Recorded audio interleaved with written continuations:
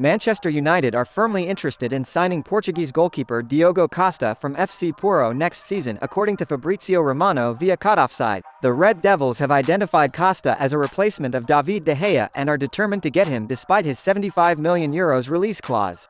Manchester United are firmly interested in signing Portuguese goalkeeper Diogo Costa from FC Porto next season, according to Fabrizio Romano via Cutoffside. The Red Devils have identified Costa as a replacement of David De Gea and are determined to get him despite his €75 million release clause. Chelsea have given Graham Potter their total backing, despite the new manager having overseen 3 straight Premier League defeats. Some supporters are already losing patience with Potter, but the Blues remain adamant he is the right man for the job, according to The Athletic. Chelsea have already told Potter he has their full support, with the feeling at the club very much that Potter has been hired for future seasons, not just this one.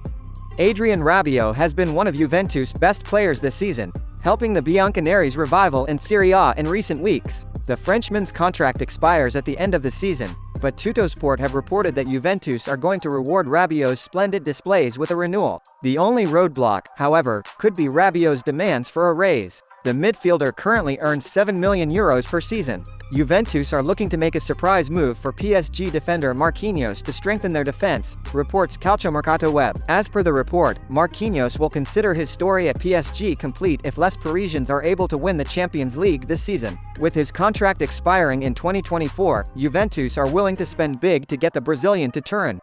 According to Calciomercato, PSG are very close to renewing veteran midfielder Marco Verratti. Verratti joined PSG in 2012 and has since gone on to become the most successful player in the history of French football by winning 22 trophies. As per the report, Verratti will extend his contract till 2026, with his current salary of 12 meters also increasing. PSG initiated talks with the Italian midfielder and his entourage this May, and will soon close the deal. As per Fichajes, PSG are interested in bringing Tottenham Hotspur forward Rick Carlson to the Parc des Princes in January. PSG are unsure about Lionel Messi and Kylian Mbappe's futures and are hoping to reinforce their attack for the future. However, it will be a tough task to lure Rick Carlson away from Tottenham since he joined recently for a huge sum of €70 million. According to Sport, Barcelona want to sell Serginho Dest permanently at the end of the season, when his loan stint with AC Milan ends. The Serie A champions do have the option to buy the player, though, so it remains to be seen where Dest ends up ahead of the next season. Jordi Alba has committed his future to Barcelona, dismissing claims that the player received offers from Inter or any other club. "I've never received any proposal from Inter or any other club. I always wanted to stay at Barca," Alba told Mundo Deportivo. "I want to stay and retire here, but I'll be the first person to leave the day I believe I no longer have the quality that this club needs." According to a report from Mundo Deportivo, Ilkay Gundogan is reportedly on Barcelona's radar for the upcoming winter transfer window. The Catalans want to add depth to their midfield for the second half of the season, and believe the Manchester City man to be a versatile midfielder who can play in both a single pivot role and as an interior in a midfield three. It is, however, unlikely that Pep Guardiola and the Citizens would let such a move materialize. Xavi Hernandez has made a list of a few players who he'll be closely monitoring at the 2022 FIFA World Cup in Qatar, according to El Nacional. One of these players is Canadian forward Jonathan David, whom Xavi wants to bring to Camp Nou. The Lille striker has been circled around by some of the biggest European outfits, and Barcelona will hope to get him to Spain. Another factor is that Robert Lewandowski is leading the Barcelona attack without any competition, and youngsters like David would give him tough competition for the striker spot in Xavi's 11. Pep Guardiola will use the World Cup break to consider his future at the club. According to the Daily Mail, Guardiola's contract expires at the end of the season and he is yet to decide whether to continue his career with the Premier League holders. The manager is due to fly out to Abu Dhabi for meetings with City's top brass where he will inform them of his plans for the future. Manchester United forward Cristiano Ronaldo has said he has no respect for manager Erik Ten Hag in a sensational new interview. "I don't have respect for him because he doesn't show respect for me," he said with regards to Ten Hag. "If you don't have respect for me, I am never gonna have respect for you."